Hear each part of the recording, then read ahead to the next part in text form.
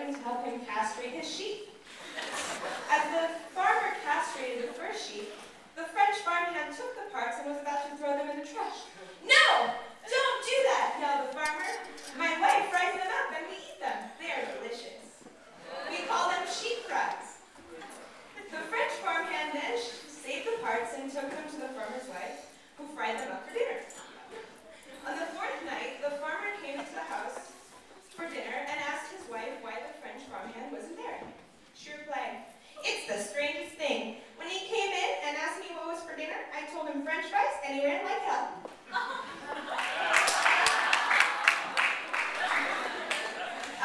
In the course of this project, I acted as a culinary anthropologist, describing the people, places, and food that shape my view of American, French, and French-American cuisine. I interviewed family members from France and Ohio and got their side of the story. Through this process, I realized the combined influence on my home life. Beyond merely nourishing the body, what we eat and with whom we eat can inspire and strengthen bonds between individuals and even countries. Food is one of the first memories people have, and it can be one of the last. When a prisoner is on death row, they are allowed one last meal of their choice. The tradition of providing a condemned person a final meal goes back to the ancient Greeks, Egyptians, and Romans. Ages ago in Europe, the provision of the last meal had superstitious underlyings. It was believed that if a condemned person received a last meal, he accepted his fate and forgave those responsible for his demise, the executioner, the judge, and so on. Thus, his absolution would prevent his spirit to seek vengeance to those who had played a role in his persecution.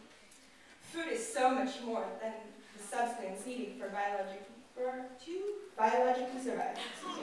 The last meal is a symbol of our empathy. Food is an art and a way of life. It is also the best medicine, as Hippocrates, a pioneer of medicine, had claimed 500 years before Jesus Christ. Food is woven into virtually every meaningful event in our lives, be it the most joyous or the most morose. Familiar foods can put people into touch with the crystalline memory of their past. One of the best illustrations of this is the story of Marcel Proust.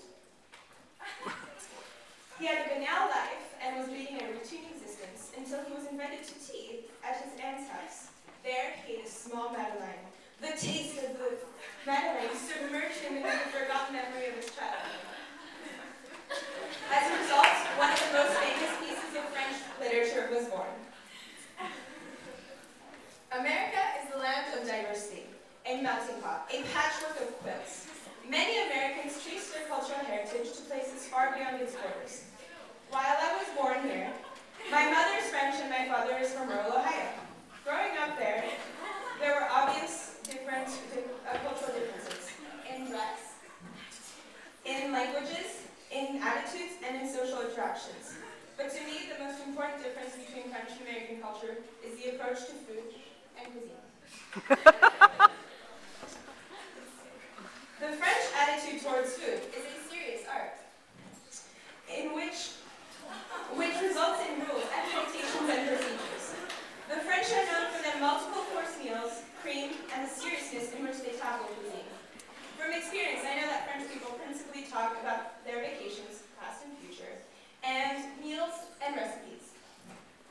By comparison, the American relationship to food conjures images of snacked, canned, and frozen factory foods. In essence, convenience before taste. Very often, people eat when hungry rather than congregating around a table with a meal, and main subjects of conversations are politics and sports. In order to illustrate these concepts, let me tell you 3 stories. For the purpose of this project, I traveled to Ohio to visit family and collect family secrets. For a week, I ingested fast food at its best.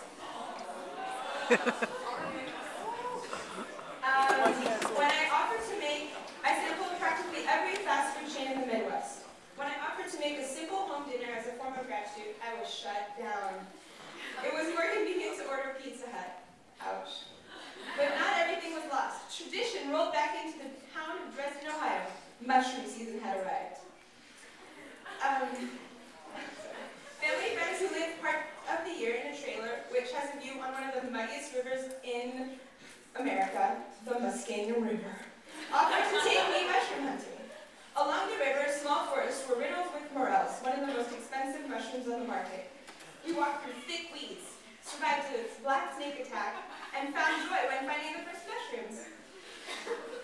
After a couple hours and bags full of mushrooms, we headed back to the trailer. Sally Miller, the hostess, showed me how to clean, prepare, and fry these golden nuggets.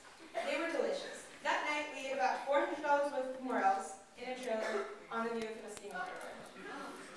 I didn't go to France, but interviewed my grandfather extensively on the phone about my project.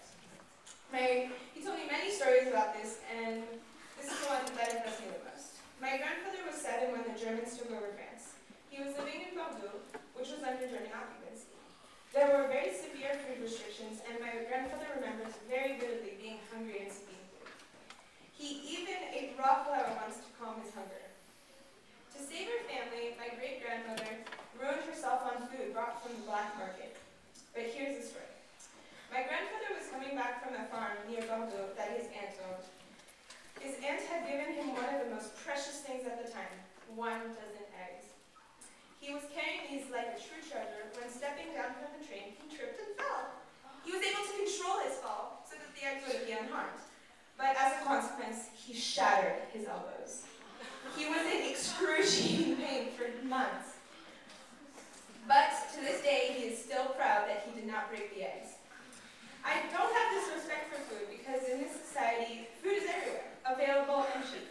But we have to realize that in Bordeaux in 1941, as in many places today, the merest egg is a true treasure. Finally, I would like to conclude with a story about the influence of Americans on French cuisine. The story of the tarte tatin. At the beginning of the 1900s, 2 sisters, Stephanie and Caroline, ran a restaurant in the middle of hunting country called Sologne. Their clients were primarily hunters. One night, the sisters were waiting for a big group of hunters. Stephanie had just broken up with her longtime boyfriend and had a little bit too many drinks. However, she was in charge of the hunter's dessert, a traditional apple pie. She overcooked the apples. The hunters found their way. She panicked, but her level-minded sister took charge. Put an additional layer of dough to cover the overcooked apples and popped it into the oven. The result was an outburst of joy and taste bud explosion. The hunters were so pleased that their odd tart that they requested it was a permanent item on the menu. The tarte tatin grew famous all over France, but was rarely adopted to the average French restaurateur, until the Americans flocked to France as tourists. This forced French restaurants to serve it by popular demand. The tarte tatin reminded Americans of their traditional home pie, apple pie. If I had time, I would give you the recipe. While my goals continue to evolve, I am thankful to have had the opportunity to become acquainted with ideas that will stay with me long after graduation. Thanks for listening.